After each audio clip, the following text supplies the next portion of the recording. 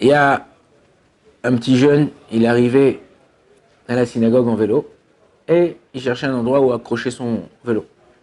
Et il voit un poteau à côté de la synagogue et il accroche son vélo avec sa chaîne, tac, tac, tac, il rentre, il fait mincha.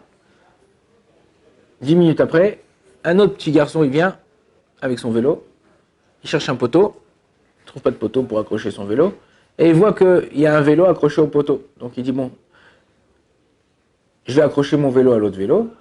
Puis le temps que l'autre, je sorte, fais mincha, lui aussi il va faire mincha, peut-être je décrocherai.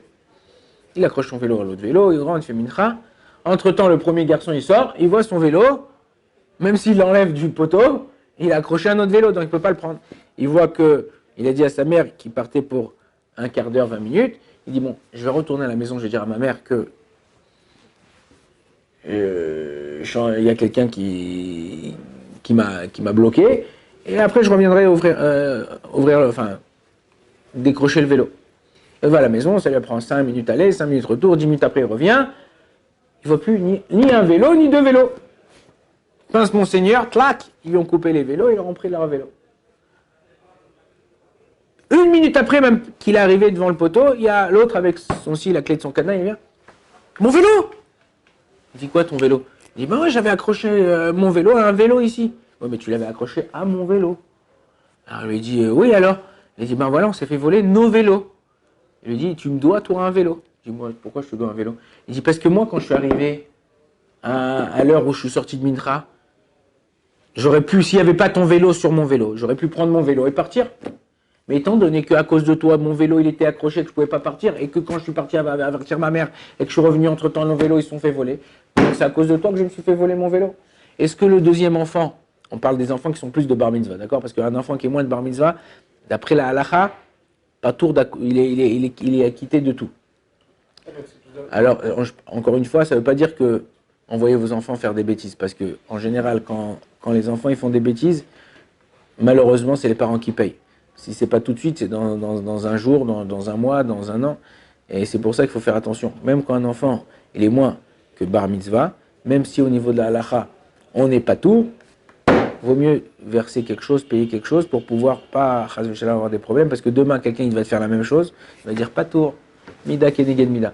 Donc, est-ce que cet enfant-là, qui a accroché le vélo à son vélo sans autorisation, il doit lui repayer un vélo, une partie du vélo ou quelque chose?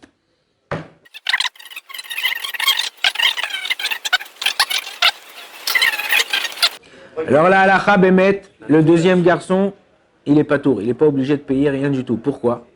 Parce que comme il a fait remarquer, bémet, il n'a pas utilisé, c'est pas une utilité normale, c'est pas utilisé. C'est vrai que j'ai utilisé d'accrocher sur ton vélo, ok? Mais moi, j'ai rien fait, j'ai pas fait un acte.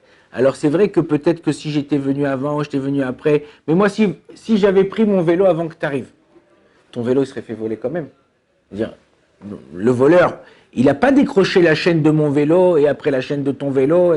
Le voleur, il est venu, il a coupé la chaîne qui était accrochée au poteau. Parce que tu ne peux pas prendre les deux vélos, et là, c'est ce qui s'est passé, ils ont pris les deux vélos, tu ne peux pas prendre les deux vélos si tu ne coupes pas la chaîne qui est au poteau. Donc même moi, si j'avais pris mon poteau, alors oui, si je suis monéa, je t'empêche à toi de pouvoir récupérer ton vélo.